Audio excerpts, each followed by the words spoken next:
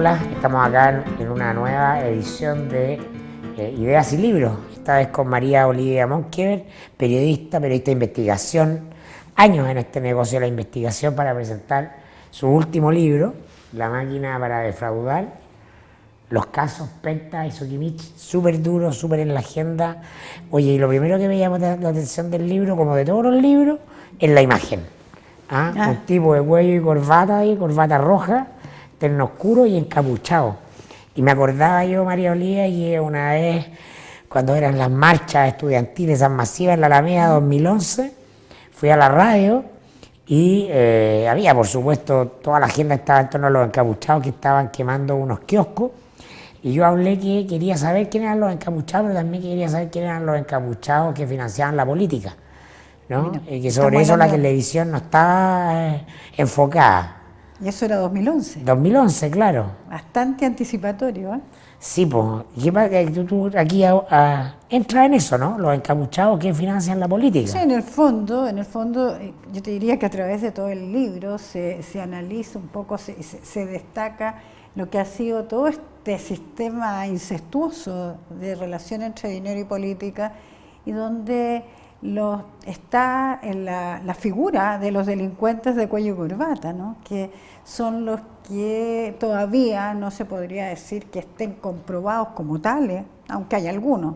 Ya el caso de Jovino Novoa, ¿no es cierto?, que pese a que salió un poco desconcertante que no tuviera presidio, pero sí condenado, ¿no?, por el delito de evasión tributaria y de haber pasado boletas para financiamientos políticos. Pero yo tengo la tesis de que el deber del periodismo o en general de la actividad en torno a la opinión pública tiene que ver con una verdad distinta de la verdad judicial. Yo sostengo la misma tesis. Entonces, o sea, una cosa, si hay condena o no hay condena judicial, eso tiene un estándar, pero lo importante es básicamente esto, ¿no? Al transparentar la información, tú generas un efecto político y social. Eso es, en el fondo, mira, ya hasta en clases, ¿no?, uno habla de la verdad periodística y de la verdad judicial. La verdad periodística es distinta y es una verdad como que también en proceso. Yo creo que ambas tienen en común eso. Ambas pueden tener en común el buscar determinar los hechos, pero en el caso del Ministerio Público, la Fiscalía o la Justicia en último término, lo que tratan de demostrar delitos. En el caso nuestro, no, estamos develando situaciones anómalas, estamos develando situaciones que muchas veces son contradictorias con la ética, contradictorias al final de cuentas con la propia democracia, porque lo que ocurre... Es que es muy importante fijar ese estándar, porque si te dicen, no, si esta persona salió condenada, o no hay pruebas en el proceso, o las razones judiciales que sean, no obstan a que no haya un proceso social en torno a esto, un juicio público. Pero mira, hay un caso que todavía es una situación, digamos, que es más demostrativa, que es esto de la prescripción. En lo que es toda la estipulación legal, existe la prescripción para delitos penales, para delitos tributarios, para delitos de abusos sexuales. Recordemos, sin ir más lejos, el caso de Caradima. Caradima, en la ley chilena, no pudo ser condenado porque habían prescrito los delitos, porque lo que él habría cometido, sus abusos, su dominación, habría sido más de 10 u 8 años atrás, ¿no es cierto? Entonces, las víctimas, Jimmy Hamilton, Juan Carlos Cruz, José Andrés Murillo, no podían alegar más allá en ese minuto ante la justicia en cuanto a ese tipo de delito. Sin embargo, el propio cura Caradima fue condenado hasta por el Vaticano, porque no prescribía los delitos ante la Iglesia. Y así yo creo que sucede en todos los delitos económicos. Fíjate que ¿qué pasaría si se investigara más atrás de 2009? Eso la justicia, el Ministerio Público no lo ha hecho por este cuento de las prescripciones. La prescripción, claro. Y los periodistas, porque tal vez no hay capacidades, no hay posibilidades de obtener material o de saber cómo obtenerlo, pero podríamos hacerlo en teoría, No, ¿no? porque el trabajo periodístico está muy orientado en función de contar lo que ocurre en la investigación judicial, Bueno, más que la investigación propia sobre un hecho, ¿no? en esta situación, y yo creo que todos, ¿no? Hemos ido prácticamente en la mayoría de las crónicas, de los reportajes que se han escrito, de propios libros, hemos ido detrás de la Fiscalía. O sea, si no hubiera sido por todos estos cambios que hubo en la reforma procesal penal y el rol de determinados fiscales, el caso de Carlos Gajardo, de Pablo Norambuena, que partieron con la investigación del caso Penta primero, después del caso Soquimich, luego lo sacaron del caso Soquimich, siguieron otros, siguió el propio ex fiscal nacional, Sabas Chaguán, ¿no es cierto? Pero lo que fueron detectando y recopilando ellos es lo que nos fue dando la materia prima para lo que se fue develando en los medios desde fines de 2014, durante 2015 y hasta el día de hoy. Ahora tú aquí también tienes algo de valor periodístico más allá de lo que dice la Fiscalía o de la investigación que viene de la Fiscalía, que tiene que ver con el contexto. Tú te enganchas con el contexto y es imposible no mencionar uno de tus libros más importantes, que es El Saqueo, ¿no? Bueno, Tanto en el caso Penta, el grupo Penta tiene un origen en el régimen militar, y bueno, ni hablar de Soquimich y la privatización trucha en dictadura. claro, lo que ocurre es que yo hace tiempo que venía dándole vuelta a estos temas. Y en El Saqueo, de alguna manera, hay toda una compilación de las principales privatizaciones y qué fue lo que ocurrió. Y ese lo publiqué en 2001, efectivamente.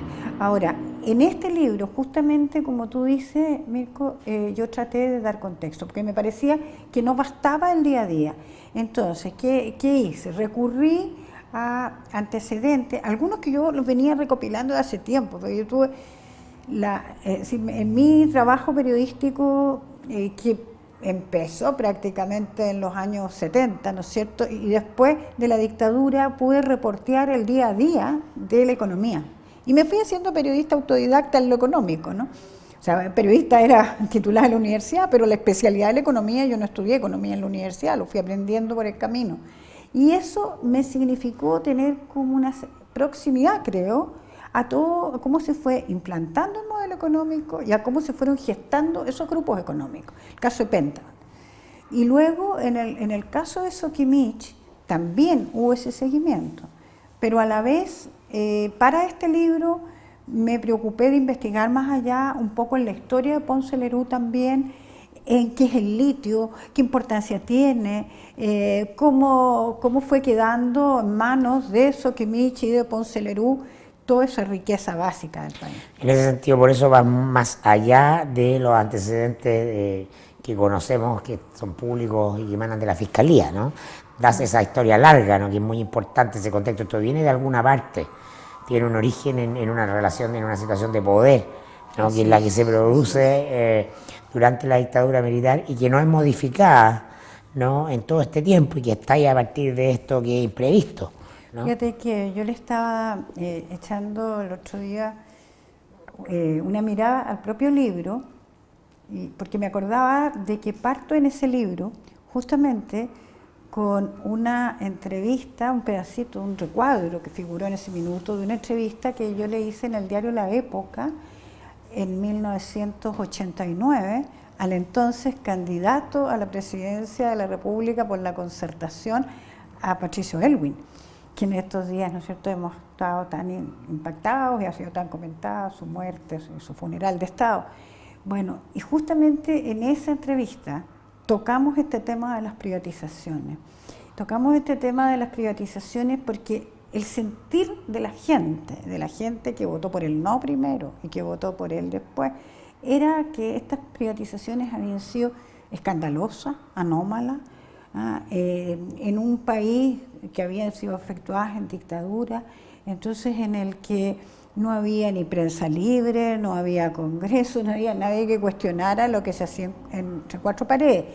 Y al comienzo, la voluntad del propio Aylwin y en general de quienes estaban apoyándolo, era de revertir este proceso. Y eso no ocurrió.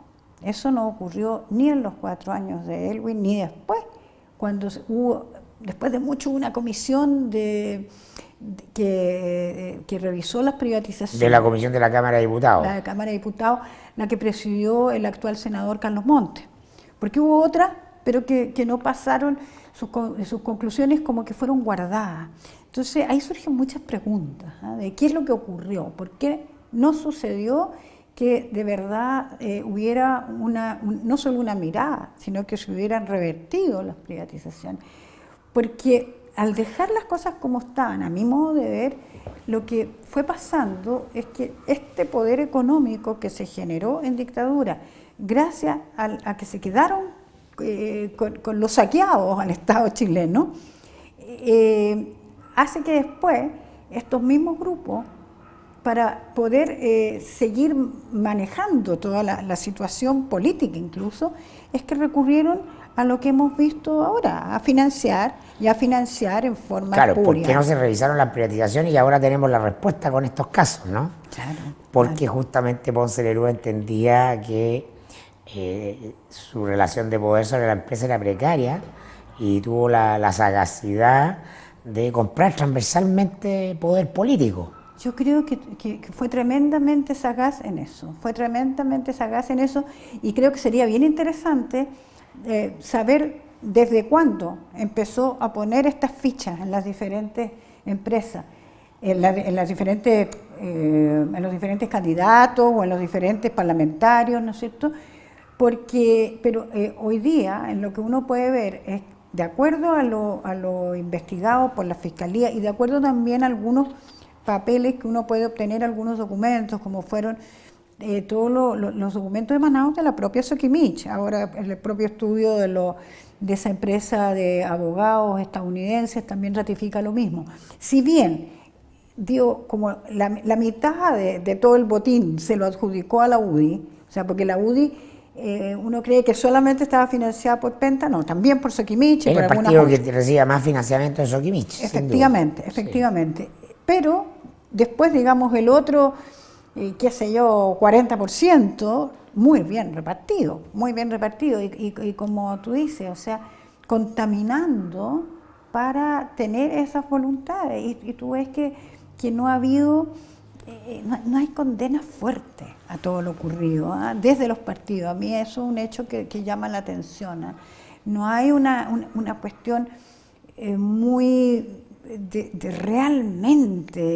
realmente decir esto no puede ser, o sea, es como que han estado hasta billones y a tirones después de la comisión Engel haciendo cosas, pero no con la contundencia. Es que por lo pronto ningún político ha subido un video a YouTube explicando su situación como Andrónico Luksic. Como el famoso, que ya famoso en 24 horas o en 48 horas, video de Andrónico Luksic. Claro, o sea, si tiene algún mérito ese, ¿no? Él por lo menos da la cara y se expone ahí a la crítica pública, le podrás creer, no creer, pero los políticos no lo han hecho. No se ha hecho, ninguno. No se ha. Más allá de que se ha criticado el hecho de que lo de Andrónico Luksic no ha tenido contrapreguntas. Ahora, ¿tú crees que estos vínculos de Soquimich con la Concertación explican, ¿no? Esto de meter debajo de la alfombra esa promesa inicial de revisar las privatizaciones? Desde la Concertación siempre argumentó que había un decreto de última hora de la dictadura que impedía hacerlo. No, decreto que yo sepa no hubo ninguno. O sea, es más, yo no conozco, se ha dicho mucho que hubo un acuerdo, pero por lo menos escrito, no está. Nunca los que hemos investigado nos hemos encontrado con un papel, con algo que alguien haya dicho, tenemos este acuerdo. Hay que entender que la democracia de los primeros tiempos, yo no creo que la de ahora sea más, o sea, ahora puede tener muchos defectos, pero la de los primeros tiempos era muy frágil, y el fantasma de un nuevo golpe, las amenazas, es posible que haya habido detrás de los boinazos y de las caras pintadas y de todas las cosas que sean los militares, también amenazas de de los empresarios, de los grandes empresarios, de los grupos económicos. Pero de ahí a que haya habido un decreto, yo no recuerdo ni he visto ninguna cuestión. Y sí uno ha visto cosas como, por ejemplo, en la educación, la LOCE, la Ley Orgánica Constitucional de Enseñanza, sí era un cerrojo, que impedía muchas cosas. Las modificaciones que hicieron a última hora el Ministerio de Educación también lo dejaron con las manos muy amarradas. Pero en esto no había un amarre de manos. O sea, solo una decisión política. Yo creo que es más bien una decisión política o una indecisión política en que en el primer gobierno de la concertación, el gobierno de Elwin, por ejemplo. Pero hay intentos de la Corfo de revisar el proceso de privatización. Pero se arrepintió muy luego. A René Abeliuk se le pega un carpetazo, justamente esa es una decisión política, no una indecisión. Claro, René Abeliuk, él mismo lo contó después en alguna entrevista, yo lo recogí ahí en ese libro. De primero aparecía como una persona muy dispuesta a revisarla, y sin embargo después dice que no, que en realidad no era primera prioridad, que lo económico no era primera prioridad. Y ese argumento parece haber sido también el de Benninger, el de Edgardo Benninger. Sí, él es muy probablemente el cerebro de toda esta ideología. No tengo tampoco claro cuál fue la posición allí de un Alejandro Foxley, que era ministro de Hacienda. Yo me acuerdo que cuando yo publiqué el libro del saqueo, muchos años después, me comentó un periodista que lo había querido entrevistar y como que no quiso comprometerse, y estamos hablando del año 2001, ya ha sido exministro, con una visión, con una visión de comentarios siquiera frente a ese libro. Un tema incómodo para la clase política, básicamente. Y mientras tanto, gente desde el lado de la derecha como Pablo Barahona, que me hacía mucha gracia porque a Pablo Barahona, economista y exministro de Pinochet, él fue profesor mío en la Universidad de Economía. Y cuando salió el libro del saqueo sobre las privatizaciones, dijo en alguna entrevista que esto era pura novela. O sea, bueno, la verdad es que yo todavía no he sido novelista, no creo que lo vaya a hacer alguna novela vez. De no ficción. Era una novela. Porque es una novela, es una muy buena novela. Pero muy de no ficción. Sí. Entonces, si tú ves, había un ambiente de mejor no nos metamos, creo yo. Pero lo interesante es que después, aunque ya un tiempo que había pasado tiempo, en 2005, cuando finalmente se constituye la comisión de las privatizaciones, la que presidió Carlos Montes, yo creo que esa comisión trabajó muy en serio. Y ahí había entre los integrantes gente como Jorge Burgos. Yo me acuerdo haber conversado con Jorge Burgos, el actual ministro del Interior, en ese minuto. Estaban muy motivados en ver todo lo que había ocurrido. Y lo que hicieron en cuanto a recabar información y el lenguaje que emplearon en su informe es muy categórico en cuanto a una crítica fuerte a lo que había sido el proceso de privatizaciones, y sobre todo porque esas privatizaciones podrían ser 4, 5, 8 empresas, no, es lo que significó de traspaso de poder real desde el Estado a manos privadas. Y si a eso se le sumaba todo lo que había pasado con la previsión social, con los recursos de los trabajadores a manos de las AFP, que también eran de los Bueno, por eso está el título El Saqueo, literalmente, sí. ¿no? Sí. Eso es un saqueo, sería todo. Efectivamente. Oye, y este libro es un libro que está en desarrollo, lo estás reescribiendo permanentemente, porque lo lanzaste a fines del año pasado, ¿no? Y el caso Sokimich está, bueno, el caso Penta también, están los dos casos en desarrollo. Creo que iba más que nada a explicar una génesis del proceso y la historia de contexto, que es tan valiosa, ¿no?, de cada uno de los dos grupos económicos. Ahora incluso se han ido sabiendo, es un desarrollo y que va en cierto modo en progresión, porque se han sabido más cosas, ¿no? Básicamente los personajes centrales son los que están en el libro, algunos que ya ahí figuran en un momento dado como investigados, asparecen en la lista de Pandora, le puse yo a la lista de los pagos de Sokimich, y con el tiempo se ha ido avanzando a que algunos de esos ya están querellados por impuestos internos otros no, en esta cuestión que ha sido tan tensa entre impuestos internos y la propia Fiscalía, ¿no? De que no se ha querellado contra todos los personajes. Y entre la dirección de la Fiscalía y los propios fiscales, ¿no? Y entre la dirección de la Fiscalía y los propios fiscales, porque en el tiempo de Chaguán daba la impresión que caminaba por un carril la cosa, y después, con el cambio de fiscal nacional, cuando llegó Jorge Abbott, como que se notaron ciertas vacilaciones, se notaron ciertas vacilaciones y ciertas como críticas directas o veladas a lo que había ocurrido en los casos. De hecho, se limitó en el caso de Emiliano Arias, por ejemplo, se le sacó del caso o renunció a lo que estaba investigando cuando le pusieron al fiscal actual de Valparaíso como jefe de la investigación en el caso Soquimich. Y en lo propio de Pente, el separar los casos, de repente uno dice hasta dónde eso ha sido positivo, el separarlos tanto. Bueno, en ese sentido, este libro es una noticia en desarrollo. Es una noticia en desarrollo, yo ahí lo digo en el epílogo, creo que falta todavía porque se vean cosas, falta por saber qué va a seguir pasando, porque da la impresión también de repente que esto va teniendo como momentos, y momentos en que se van naturalizando situaciones. Fíjate que hay algo... Como la buena novela. Y a mí me ha llamado la atención en estos días, y hoy día, lo que está ocurriendo con Ponce Lerú, Julio Ponce Lerú, con su hermano Eugenio Ponce, con Contese mismo, pero que hay como una cierta intencionalidad, me da la impresión, de parte de la empresa Soquimich, por aparecer como que ya están listos, no hay problema. Entonces, renunciaron al directorio Juan Antonio Guzmán Molinari, que el ex ministro de Educación de Pinochet y presidente del directorio de la Universidad Andrés Bello, y renuncia Hernán Vigi, el ex ministro de Hacienda, y Wolf von Happen, que eran los directores absolutamente del ala de Ponce Lerú, representando allí.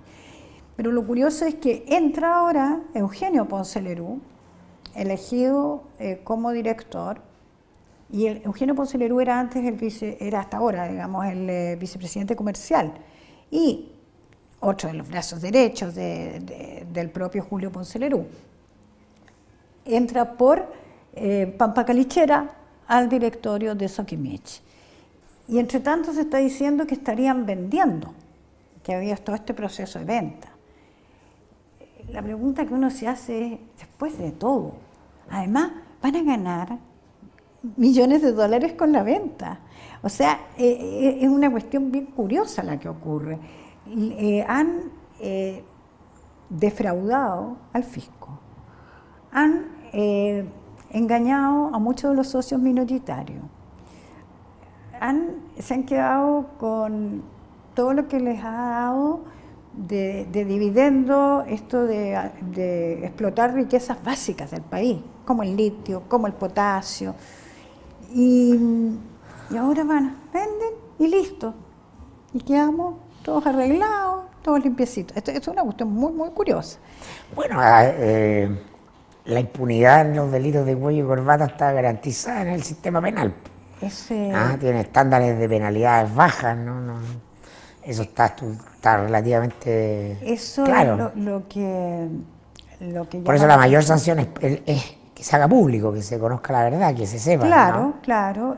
Ahora, lo otro otra cosa que llama la atención, ¿no es cierto?, es que el propio Julio Ponce Lerú, que a todo esto tiene mucha plata en paraísos fiscales, él y sus hijos, los nietos de Pinochet, las platas que han sido ganancias de todo esto, y él no aparece formalizado, no aparece acusado, o sea, por el caso Soquimich mismo. Sin embargo, tiene las cosas más complicadas en el caso Cascada, que ha ido como venía de antes, ¿no? Que es el que se planteó no por esto de los dineros en la política, sino que se planteó por la manera de controlar las empresas cascadas. Una disputa muy fuerte con Piñera ahí. Oye, bueno, María Olivia, te agradezco. Yo creo que Ponce Neruda va a otra novela aparte, de varios tomos, el mismo solo. Así es. Así que, bueno, los dejo invitados a que compren el libro María Olivia, para que sacan la biblioteca de estos tiempos, que incluye otros varios textos, ¿no? Porque es un tiempo además muy bueno para el periodismo de investigación y es una de las fuentes de prestigio y conocimiento social en este minuto, afortunadamente. Gracias por venir, María Olivia. Gracias a ti por la invitación, Nico, que estés muy bien.